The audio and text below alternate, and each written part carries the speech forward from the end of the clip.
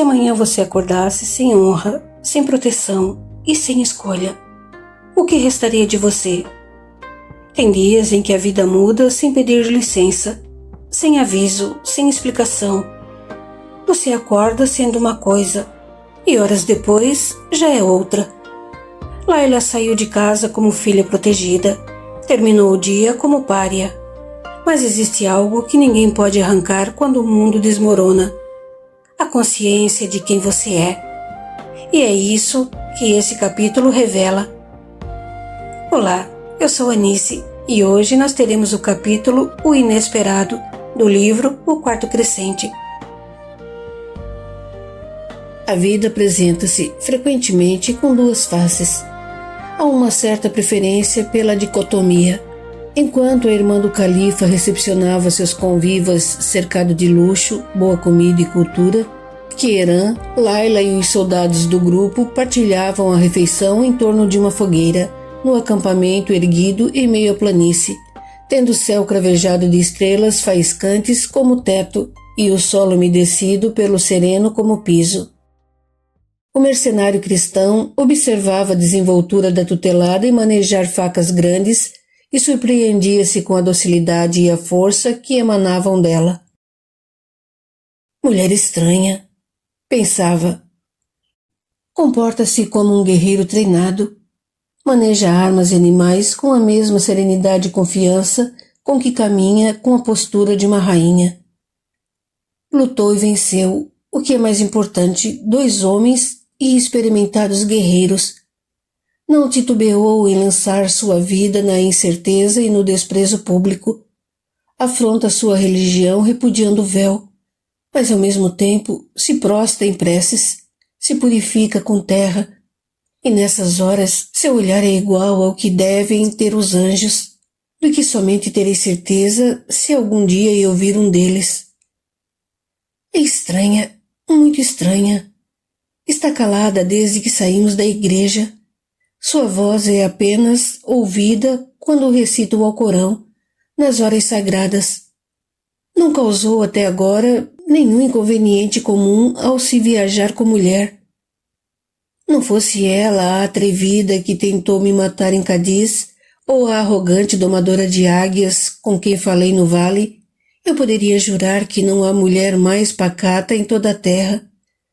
Não entendo por que Deus a fez tão linda e tão estranha. Ela parece mulher, mas nem sei se o é. Coisa estranha.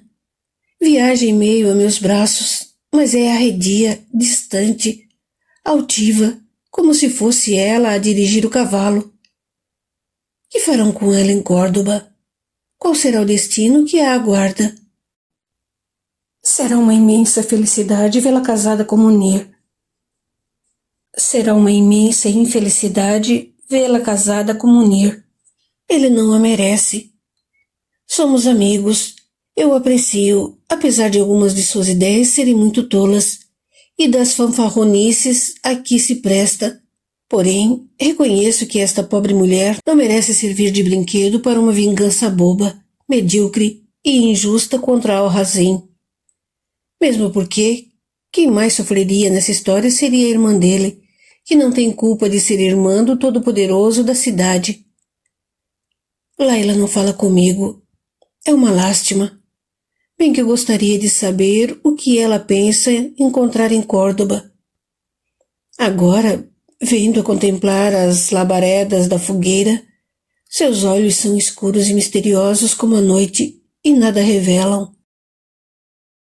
Laila sentia o interesse de Queiran sobre si. Percebia, lendo os sinais grafados, na forma como a olhava, no brilho da íris, na maneira como a tocava, no tom de voz e nas palavras, que a mente de seu condutor centrava-se inteiramente nela. Às vezes, achava graça e sorria. Em outras, seu rosto como que escurecia, semelhante ao sol quando eclipsado pela lua. Repentinamente, o brilho da vida era ofuscado. Nesses momentos, ela lembrava com saudade das mulheres que faziam parte de sua vida e questionava-se sobre o que viria a ser sua existência doravante. Recordava as lições aprendidas sobre o que era ser mulher naquela sociedade tão masculina.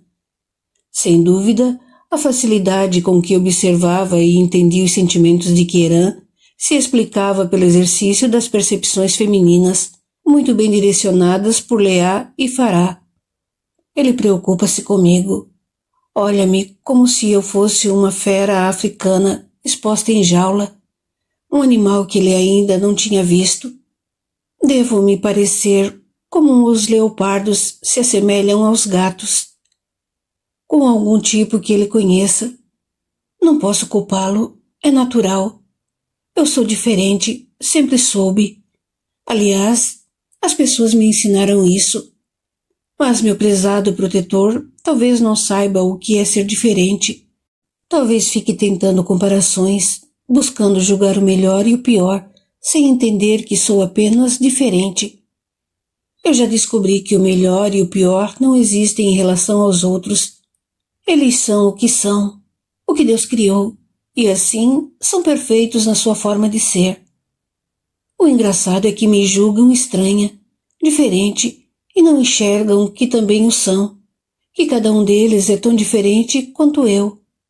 Esses cristãos de Al-Andalus ainda mais, vestem-se de maneira tão parecida, é como se usassem uniformes, por isso se sabe o que fazem da vida. Militares, camponeses ou religiosos precisam viver em bandos, são incultos. Talvez aí esteja a causa, mas toda essa ânsia por se igualarem não é bastante para esconder o quanto são diferentes. Falta enxergarem-se. Adoram e endeusam o profeta Yeshua. Entretanto, não o entendem. Ele foi o igual, mais diferente dentre os profetas. Ou então, quem sabe, é a sina dos diferentes. Serem primeiro achincalhados, depois, covardemente, assassinados pelo que querem ser iguais. E, enfim, endeusados por terem ousado expor a diferença e a verdade. Deus, tu que ergueste os céus, ajuda-me a entender a humanidade. Sozinho eu não consigo. Ao redor do planeta, naquela noite, por certo, centenas de pessoas dormiam ao relento pelas mais diversas razões. Outras tantas compartilhavam festins e banquetes. A sabedoria divina provê muitos caminhos que podem ser semelhantes e conduzir ao mesmo lugar, mas nada impede que diferentes experiências se deem com cada um ao percorrê-los. Na residência de Amirá, os convidados serviam-se com disposição do laudo banquete. Comiam, bebiam e riam descontraídos. Eis o ambiente percebido por Karim e Zafir, que pararam em frente à residência, reunindo forças, buscando munir-se de paciência, elemento que se tornava raro no irmão gêmeo de Laila.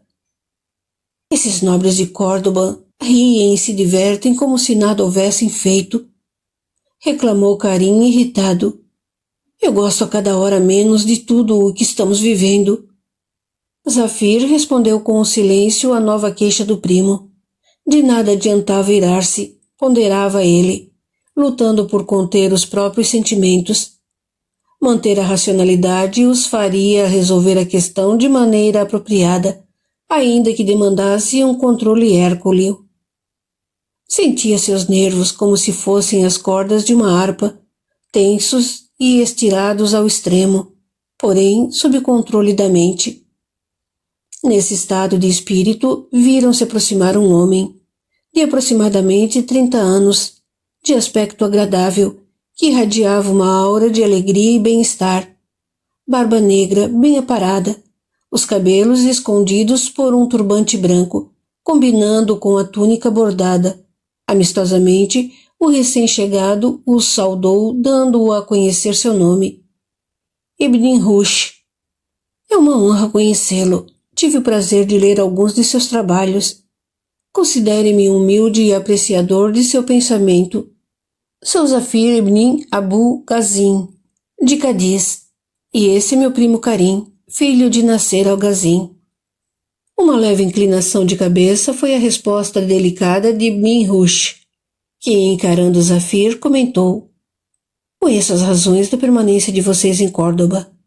A cidade é grande, mas não há distância que certas notícias não alcancem, embora, para ser sincero, fiquei sabendo do fato em caráter sigiloso ao atender o chamado do califa para ver o emir Algazin. Lamento o que aconteceu à família.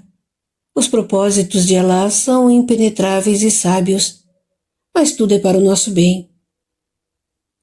Que suas palavras sejam abençoadas, respondeu Karim, simpatizando com um homem de quem até então conhecia apenas o nome e o pensamento expresso em alguns textos lidos, por recomendação de Zafir.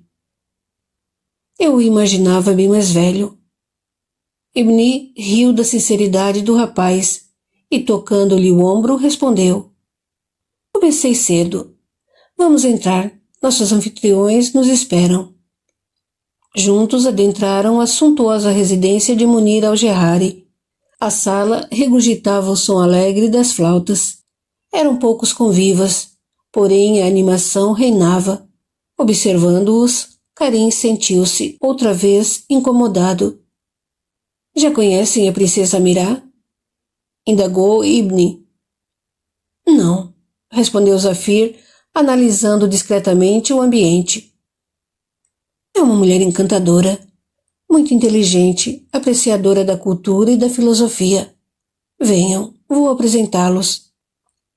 Karim acompanhou os passos de Ibn, deparando-se com uma jovem reclinada em almofadas.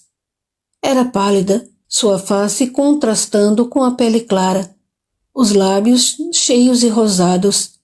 Seus trajes de seda reproduziam as cores do arco-íris. O véu diáfano, vermelho alaranjado, bordado com linhas de prata, deixava entrever os longos cabelos. Sentiu que seu proceder indiscreto chamava-lhe a atenção e, numa fração de segundo, alheio às regras sociais, fixou os olhos de Amirá. Uma sensação de reconhecimento tomou-lhe a alma, mexeu no íntimo de seus sentimentos e impôs-lhe a estranha certeza de que conhecia aquela mulher e a sabia digna de mais alta confiança. Entretanto, nem ao menos ouvira o som de sua voz. Loucura! Pensou Karim, preso ao fascínio do momento. Deve ser o descalabro de emoções que vivo neste dia. Sou vítima de minhas próprias fantasias. Mas eu sinto. Não tenho como evitar. É uma confiança plena. Loucura!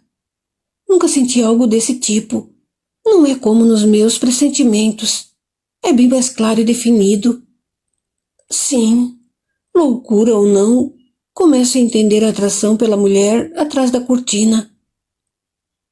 Senhor Karim, cumprimentou a princesa, encarando-o com o som doce de sua voz. É o irmão da jovem desaparecida. Raptada, senhora, corrigiu ele, recuperando-se da sensação que o dominara. Laila não está desaparecida por seu desejo. Foi uma necessidade que lhe impuseram injustamente. Amirá, num gesto, convidou-o a sentar-se à sua frente. Queria observá-lo tão minuciosamente, se não mais, do que ele fizera. Mal sabia Karim que o olhar de Amirá atravessava a pele como os raios do luar atravessam os espelhos d'água. Ela não se satisfaria com menos do que uma percepção segura do pensamento do herdeiro de Algazin. Zafira sentou-se ao lado do primo e Ibn Rushd ao lado da anfitriã, com a intimidade de um velho amigo. Fale-me de sua irmã, pediu Amirá. Anseio por vê-la. Ela tem sido assunto corrente e recorrente nesses dias. Suas façanhas já são notícias. Laila é incomum, princesa. Faltariam palavras para descrevê-la e sobrariam história para contar a respeito de minha irmã. Prefiro resumir dizendo-lhe que ela é a alma e o coração de nossa família. Todos a amamos acima de qualquer convenção e não aceitaremos qualquer explicação para nos darmos por satisfeito quanto ao seu destino. Expressivas suas colocações. Entendo que esteja ferido e de coração ofereço-lhe minha estima. Apreciei sobremaneira a opinião que deu de sua irmã e a clareza com que falou de seus sentimentos. Veja, eu não a conheço ainda, mas sou mulher e morreria feliz se meus familiares dissessem de mim o que o senhor disse sobre sua irmã. Também o parabenizo, Karim El-Ghazim. São poucos os homens que conheço capazes de declarar seu afeto por uma mulher e reconhecer que por este afeto transgridem tradições que, a meu ver, merecem ser delegadas ao esquecimento e ao Deus, para o bem de todos. Interveio Ibn Rushd. A mulher é parcela importante da vida e da sociedade. Não compartilho da visão do filósofo de que ela é um homem incompleto ou deficiente. Muitos poderiam ver na sua declaração um indicativo de fraqueza e vício. Eu vejo coragem e honestidade. A maioria dos homens não tem contato suficiente com seu universo interior para reconhecer que uma mulher pode ser, sim, a alma e o coração de uma comunidade. É uma postura mais fácil torná-la frágil, submissa, como se nós, seres do sexo masculino, fôssemos o próprio Senhor dos Senhores. Apesar de minha admiração pelo filósofo, discordo dele integralmente. Nesse assunto, prefiro a visão de Sócrates. Defendo tudo quanto possa instruir a parcela feminina de nossa sociedade e conferir-lhe a dignidade do papel que precisa e deve desempenhar. É um nécio o homem que impede o desenvolvimento da mulher. E digo mais, é um vil, reles e covarde escravo da paixão moral que tem por si mesmo. Amirá serviu as taças e ofertou-as a cada um deles, ouvindo com atenção as colocações de Ibn Rushd, um franzir do nariz, ao ouvir a menção ao pensamento aristotélico sobre a mulher, pois a reação que lhe denunciou o repúdio àquela ideia, a qual não pôde furtar-se de comentar. Devemos muito ao gênio do grande filósofo, mas, dentro da minha pequenez como mulher, discordo dele a esse respeito. Pela admiração que tenho por seu pensamento lógico e racional, busco entender como deve ser difícil descrever uma realidade e uma experiência oposta à pessoal. Ele é um homem e descreveu o mundo e as pessoas sob a ótica masculina. Parece-me natural e não poderia ser diferente. Entretanto, é necessário entender que essa visão comporta apenas a parcela masculina da humanidade, não o todo. Não me sinto um homem, quanto mais deficiente ou incompleto, e não desejo ser um homem. Zafir ouvia o diálogo com interesse, porém reticente em participar. Confiava desconfiando. Não sabia avaliar aquelas pessoas e manusear o grau de credibilidade a lhe conceder. Conhecia o trabalho escrito de Ibn Rushd, não um homem influente na nobreza de Córdoba que estava à sua frente. Em sua mente ouvia um dito popular a repetir-se como um mantra. Quem observa o silêncio se salva. Tinha consciência de pisar em solo estranho e da situação ambígua, na qual palavra poderia ser uma atenuante ou um agravante. Enquanto não tivesse certeza, era um observador. Karim, dotado de uma natureza mais passional que a do primo, embrenhava-se na discussão e a noite transcorria sobre o olhar analítico de Zafir e a discretíssima participação de Jamal, que tudo ouvia com um tolerante sorriso no rosto. O tema é as referências ao comportamento de Laila, essa mulher sem rosto, cujo nome e história o obsediavam nos últimos dias. Levavam seu pensamento a viajar no mar de seus próprios desejos insatisfeitos. Muçulmanos, judeus e cristãos apregoavam que a mulher é o complemento do homem e que o Deus único a fez para sua companheira e auxiliar. Tenho já 3, várias amantes, e em nenhuma encontrei uma companheira ou a satisfação duradoura, e quanto muito uma satisfação fugaz das minhas necessidades sexuais. Sou um homem, não sou somente necessidade sexual, e todas as outras necessidades que tenho serão algum dia preenchidas? Onde estará a mulher que me completará? Será que ela existe? Será que precisamos mesmo de um complemento? Não será essa ideia um eco longínquo de vozes do passado? Uma imagem antiga e desbotada que não reproduz mais a visão inicial de quem a produziu?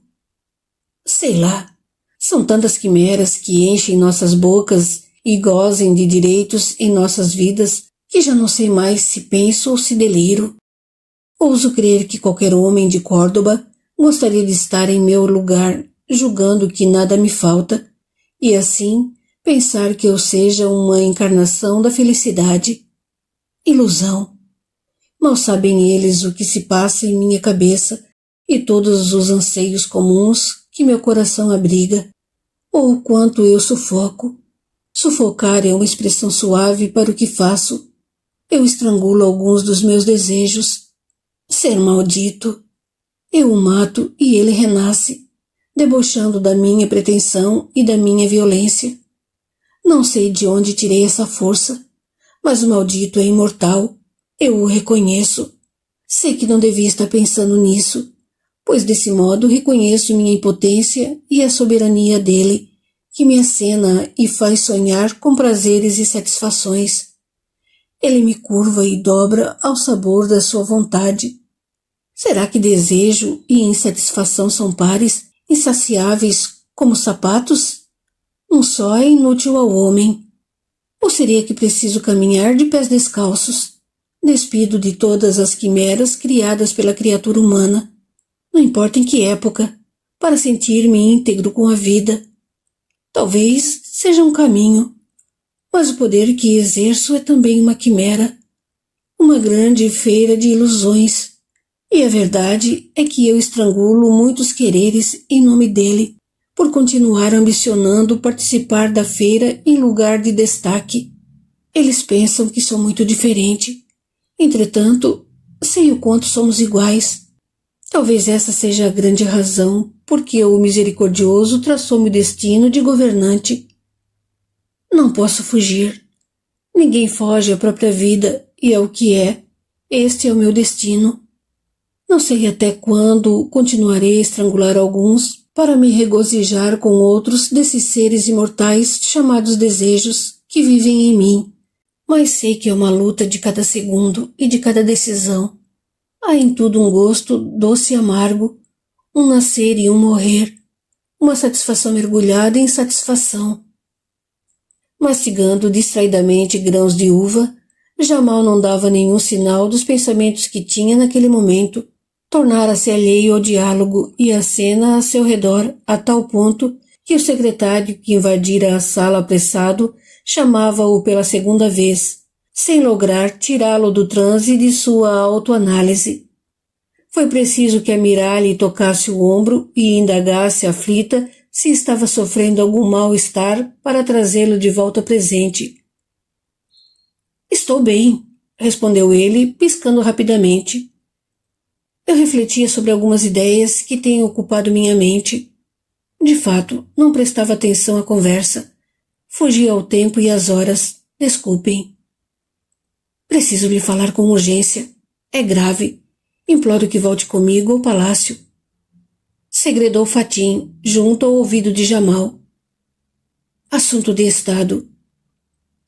De pronto, ele levantou-se, disse algumas palavras de despedida, deu uma justificativa de praxe, que não diz nada além do óbvio, e saiu.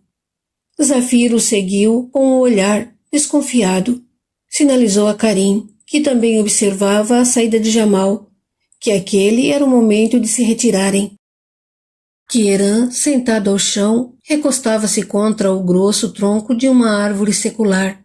Contemplava a lua cheia que iluminava a noite. Seu olhar passeava por seus soldados descansando, pelos cavalos mais adiante, e sentia o calor de uma pequena fogueira extinguir-se. Alguns metros à sua direita jazia o corpo esbelto da jovem muçulmana enrolado em uma rústica manta de lã. Tinha a mente vazia, desfrutava de uma hora de paz. Laila repousava a cabeça contra o braço, que servia como travesseiro. Também contemplava a lua cheia. Porém, não via nenhuma beleza. Seu pensamento estava inquieto. Pela primeira vez, media as consequências de sua rebeldia. Sentia-se aflita e revoltada. Seu senso de justiça gritava fundo de sua consciência, repudiando os pensamentos tecidos pela razão e pela lógica de sua cultura. Estes lhe diziam que se lançara numa condição social indigna para uma mulher e que melhor teria sido manter-se no estado de raptada, no qual teria direito a ser desposada e honrada pelo agressor. Ridículo! Essas leis não são refluxo da justiça. Não podem ser, quanto mais da lei divina. Não, Deus não é mau, não pode ser injusto. Tudo que vejo é belo, harmonioso. Em tudo vejo machos e fêmeas, e eles também vivem em beleza e harmonia. Onde a mão do homem não toca, eu reconheço igualdade, liberdade, afeto. Onde escreve a mão do homem, eu leio disputa, cerceamentos, anseios insatisfeitos, gerando tristeza e dor.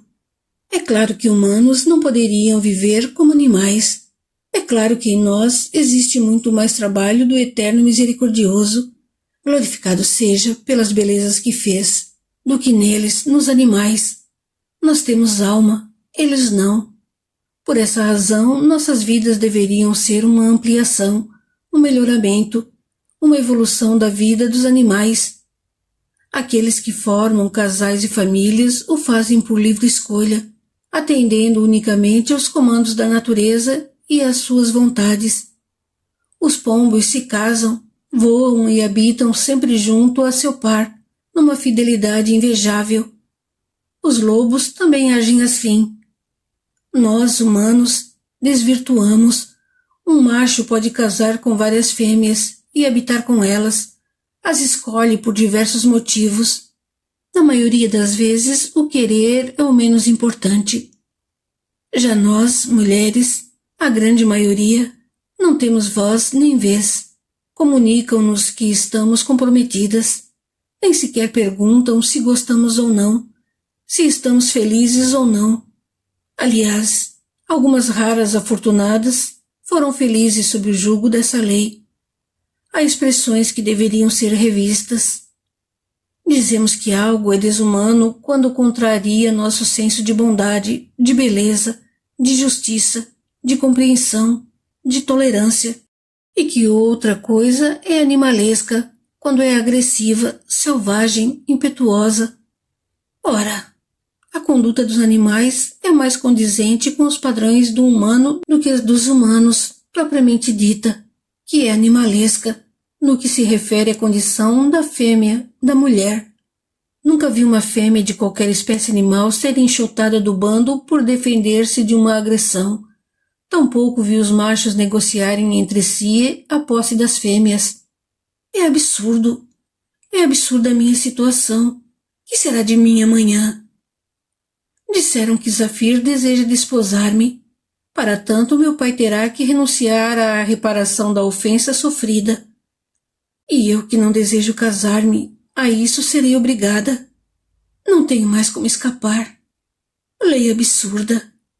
Que me perdoe o profeta, mas não posso crer que seja essa a vontade do Altíssimo para as mulheres que criou. Ah, vida louca, cheia de homens animalizados. Riu baixinho ao perceber que não conseguia usar uma expressão diferente, ainda que sua consciência reprovasse a escolha, forçando-a a reconhecer a liberdade de todas as fêmeas do reino animal. Nesse momento, o silêncio da noite foi quebrado pelo tropel de cavalo e gritos de homens se aproximando com rapidez. Como de costume, um vinha na frente ostentando um estandarte do califa e chamando Quierã. Aqui, informou Quierã, acenando para o emissário, e indagou assim que ele desmontou à sua frente. O que houve? Outra invasão africana em nosso litoral. O califa marcha com muitos homens para o local, pede que se reúna a ele. Seguem rumo ao leste.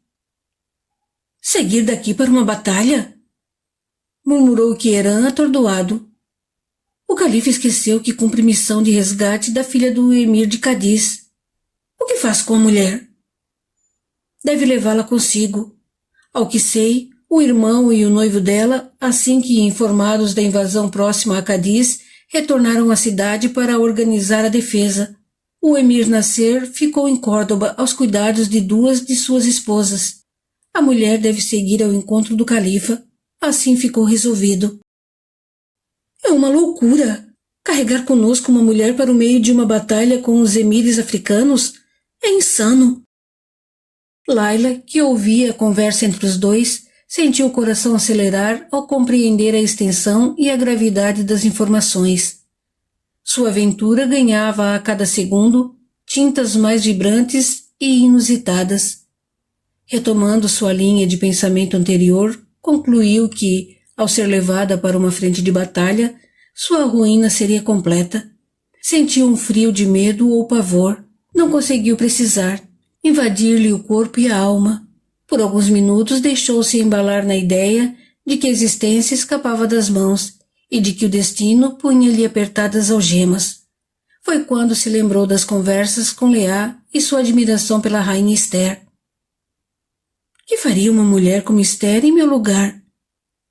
Matutava Laila em busca de resposta à sua indagação.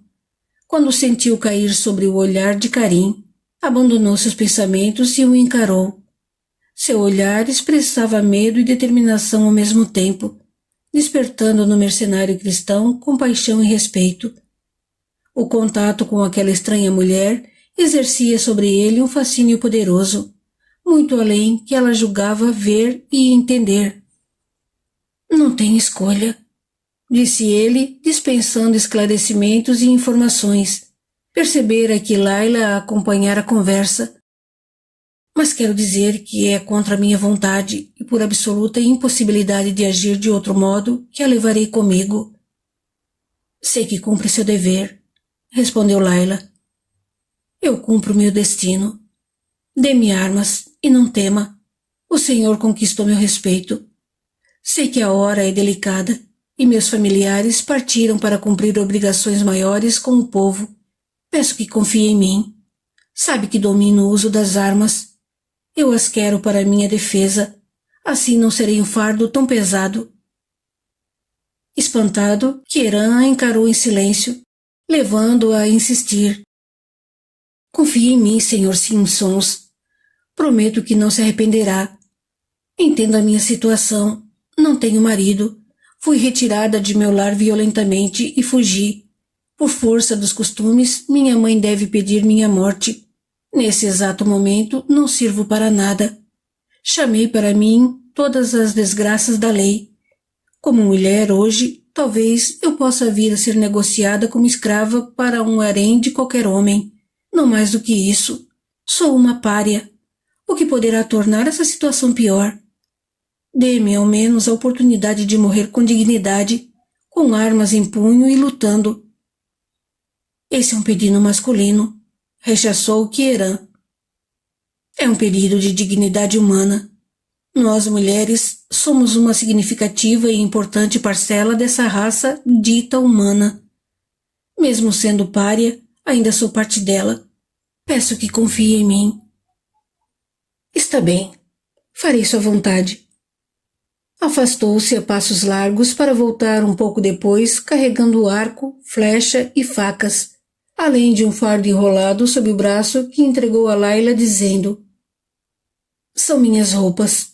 Ficarão grandes, mas será melhor que as use e coloque também a malha e a capa. Disfarçarão seu corpo. Será melhor. Enrole um turbante nos cabelos e esconda o rosto. Aqui estão suas armas. Laila olhou firme para os trajes e armas que ele passava às suas mãos. Reconheceu a sabedoria da estratégia. Era uma forma de protegê-la e dar-lhe o que havia pedido. Baixou a cabeça e rumou decidida para trocar-se atrás de um pequeno arbusto. Será que Esther teria feito isso? Indagava-se ela, minutos depois, deixando o acampamento e seguindo ao encontro do califa.